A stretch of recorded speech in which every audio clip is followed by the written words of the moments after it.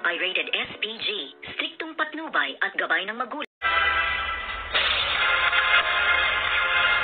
Good morning and welcome sa aking munting channel, at dito nga ay ipinakilala na itong si David bilang siya nga ang magpapatuloy ng legacy ng mga Montenegro, at dito nga ay gustong-gusto na kasing makilala ng mga kasosyo ng mga Montenegro kung sino nga ang magpapatuloy ng legacy ng mga Montenegro. At dito nga ay walang katakot-takot na ipinakilala nga nitong si Ramon ang kanyang inaakalang anak na si David. At dito nga ay sinabi niya, ito na ang magpapatuloy ng legacy ng aming negosyo ay walang iba kung hindi si Jesus Nazareno Montenegro. At dito naman ay tuwang-tuwa nga itong si David dahil ipinakilala na siya bilang isang tagapagmana ng lahat ng yaman at ari-arian ng mga Montenegro.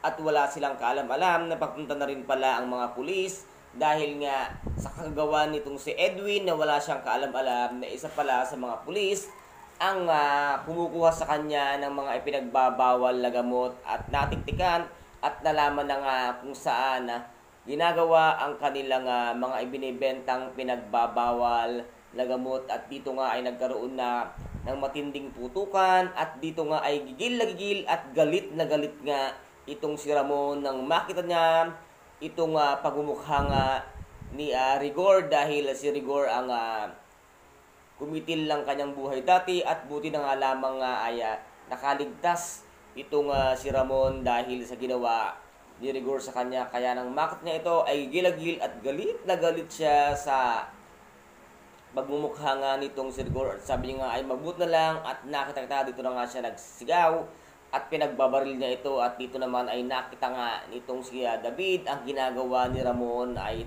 nabanggit niya ang pangalang tatay. Ano kaya ngayon ang gagawin dito nitong si David, dahil nakita niya na kung paano nga magalit ang isang Ramon Montenegro, dahil gigil na gigil nga siya nang makita niya itong si Rigor. At dito naman ay sinabi nga dito ni Bubbles kay Chief Espinas na mukhang nagkakaputukan na nga daw sa loob. At sabi naman Chief Espinas ay kinakailangan kayo ang makapatay sa Red Phoenix. At dito nga ay lumabas na ang Red Phoenix, at sinabi nga dito ni Chief Espinas, ayan na ang inyong target, tirahin nyo na. At dito nga ay titira na nito nga si Bubbles at nitanggol ang sasakyan ng Red Phoenix, at tagumpay namang nakitil nila ang buhay. Pero laking gulat lang nito nga si Maka Santos nang makita niya nga na may mga pulis, at sinabi niya nga, Chief, may mga pulis. At dito nga ay sinabihan itong si Bubbles na at dito nga ay to the rescue naman itong si Chief Espinas kasama ng mga kanyang kasamahang pulis.